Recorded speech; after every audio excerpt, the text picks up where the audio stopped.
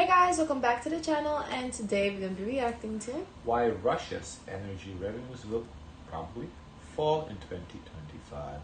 Russia's invasion of Ukraine, Russia's economy has seemingly outperformed expectations and has continued to reap substantial profits from its oil and gas exports, despite a barrage of Western sanctions. However, according to Russia's draft budget for the next 2 years, Russian energy revenues are expected to fall 14%, and even this could be optimistic. So, in this video, we're going to look at why Russia has continued to reap oil and gas revenues up until now, why they're expected to decline, and how bad things might get for the Kremlin. That's kind of silly, though. I mean, if Russia's revenues are still doing good, even though you're boycotting it, clearly boycott doesn't work. Go back to using it because Europe is struggling right now. Like, it's not really affecting them, is it? It's not that easy.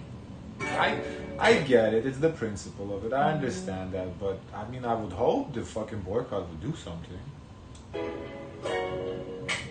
Who's more influential, Vladimir Putin or Mark Zuckerberg? Cast your vote on Dream.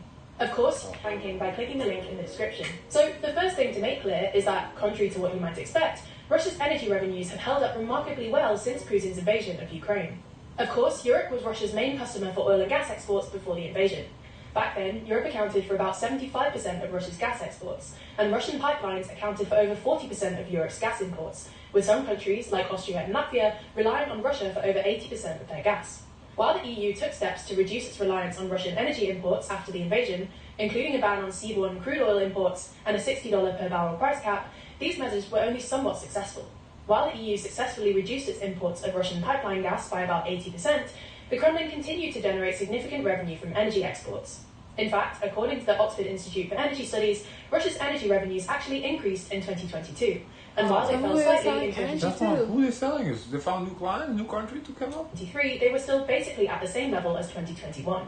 All in all, according to the Russia Fossil Tracker, Russia has amassed approximately 819 billion euros from fossil fuel exports since the invasion. Question is, can they lie about this? Is it like independent sources, or is it coming out of Russia and Russia just inflating their numbers to look good? Because, if I was Russia, I would be, I don't need you, I look good, so that's what I wonder. Which has allowed the Kremlin to continue financing its war in Ukraine.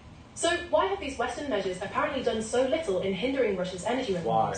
Well, it's in part because a handful of European countries, including Czechia, Austria, Hungary, Slovakia and Bulgaria, were at least partially exempt from the sanctions placed on Russian exports, namely gas. It's also in part because a number of European countries have taken advantage of loopholes in the sanction regimes, which prohibit direct Russian oil imports but place no restrictions on purchases of petroleum products from non-sanctioned countries that are processing or refining Russian crude, which is why European imports of petroleum products from countries like Turkey and India have dramatically increased. There are also no restrictions on European imports of Russian liquefied natural gas, which... So, it's like a fake ban, basically. It's a ban They're for... not serious. Yeah, it's like a ban to put the face. For the face, yeah, to put a face. Oh yeah, we banned in Russia, but not really. I mean, I understand. It's a hard situation. We've seen it's really bad with energy in Europe right now, so I understand it. I would prefer if they either ban it straight up completely or just not ban it at all. Why lie about it, time high in 2024, partially offsetting the decline in Russian pipeline imports. But the main reason is that the And lie is maybe not the word, they're not lying, but when you start exempting, there's these loopholes, it's basically how the rich don't pay tax in the States. It's like all the loopholes, same shit. Related disruption to energy trade pushed up oil and gas prices across the world, which meant that even if Russia was selling at a discount, as long as it could find willing buyers, it could make good money. And, well, finding willing buyers for oil and gas isn't really very difficult, because oil and gas are both absolutely central to modern economies. Following the European embargo on Russian oil, Russia was able to quickly shift its exports to Asia, especially India and China. In November, China bought 47% of Russia's crude exports, followed by India, which accounted for 37%. Russian oil now accounts for a remarkable 40% of India's total oil imports, compared to less than 1% before the war. Wow. However, 2025 could well be the year that Russia's oil and gas revenues finally dry up, or at least decrease significantly. The Kremlin itself is forecasting energy revenues to fall by 14% in the next 2 years, and there are a couple of reasons to think this forecast is a tad optimistic from Putin's perspective. Wow. As we see it, there are at least 3 reasons why revenues are expected to fall. First, global oil prices will probably fall. Secondly, Russia that's good. Gas gonna be cheaper, hopefully. is at a significant disadvantage over its ongoing dispute with China over gas pricing. And third, a gas transit deal with Ukraine has officially expired, which will completely cease Russia's gas exports to Europe via Ukraine. Let's start with the first and... I don't know, I kind of feel they're gonna renew that though, the gas plant, because I feel like the repercussions for Europe are harsh. So the likelihood of it is... We'll see how it goes, but there's no likelihood. I don't know likelihood. I'm just in my opinion, there's... But what's the best interest for Ukraine? I don't know. Like obviously they wanna cut off the Russian supply, right? So Russian money, they're not making money, making less money. But at the same time, they're hurting their supporters, Europe, because if Europe, if they don't get cheap oil, they have to pay for more expensive oil or whatever, and then they don't have extra money to send to Ukraine. So it's like lose-lose scenario, kind of. Most important reason, which is that global oil prices, which are the main determinant of the Kremlin's fiscal fortunes, are expected to fall in 2025. The World Bank, for instance, predicts that oil prices will drop from the current $80 per barrel of Brent crude to an average of $73 per barrel in 2025, which would mean about $60 per barrel for Russia, once we take into account the sanctions discount. This is mostly due to China's ongoing economic crisis, which will mean weaker demand, but also because the World Bank expects OPEC+, the international cartel of oil exporting states, to increase supply, as countries like Saudi Arabia and Russia... International cartel. It's just the cartel. Yeah. That's an interesting... Sounds interesting. ...unwind their voluntary production cuts, which were supposed to increase global prices, but haven't really worked. It's not mentioned in the World Bank's report, but there's also some speculation that Trump's pro-oil agenda, encapsulated in his campaign slogan of "Drill, baby, drill," could further loosen supply. This is one of the reasons that other analysts... I did see today in the news something about Trump and oil, how he wants to produce more oil or something like that. So this could be part of the reason. See prices falling even further. Analysts at OPIS, for instance, think that oil prices could drop to $30 to $40 per barrel if OPEC Plus fails to coordinate the coming production cuts.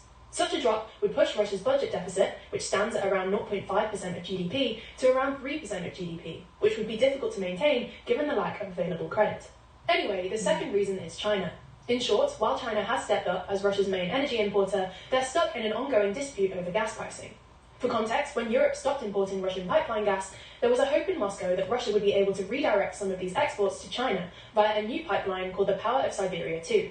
China already receives some Russian gas via the first Power of Siberia pipeline, which began operating in 2019, and has a maximum annual capacity of 38 billion cubic meters, but this is a far cry from the 200 billion cubic meters Russia used to export to Europe. The Power of Siberia 2 was supposed to have a capacity of 50 billion cubic meters, but 2 years in, and construction hasn't even started yet. According to a report from the Financial Times, this is because China is demanding unpalatably low prices from Gazprom, presumably because China already has a diversified pipeline supply and they know a that large LNG Russia has no choice but to sell to them. Yep, they know their back is against the wall, so... import potential, while Russia has less options, and therefore sort of needs China as a reliable export market. Third, Russian gas revenues will also take a hit in 2025 following the expiration of a gas transit agreement between Ukraine and Russia at the end of last year. The deal had previously allowed the Russian state energy giant, Gazprom, to pump natural gas through Ukraine's Brotherhood pipeline, and its expiration will cost Gazprom, which suffered a 600 billion ruble loss in 2023, about $7 to $8 billion in lost revenues, accounting for about 10% of Russia's gas exports. Ultimately, a lot here depends on how global prices develop over the coming months. While no one can see the future, the fact that oil prices have remained relatively low despite escalating geopolitical turbulence in the Middle East, plus the various downside risks we've just described, all bode ill for Moscow. There's a lot of difficult decisions necessary here, and making huge decisions, especially quickly, is difficult, even for world leaders. The good thing is that brilliant is where you learn by doing. Okay. Wow. Will it? Interesting. I mean, I'm honestly excited about gas prices going. I mean, our gas prices are not bad. Yeah. It's not the most expensive ever been, but it can always go down. Everything should go down. Because if the transport goes down, food should go down a little bit. So it would be helpful. We'll see if it does. We'll see. Okay. Guys, of course, let us know your thoughts. Don't forget to like, comment, and subscribe. Join the Discord, and as always, share as much kindness as possible. Bye, guys.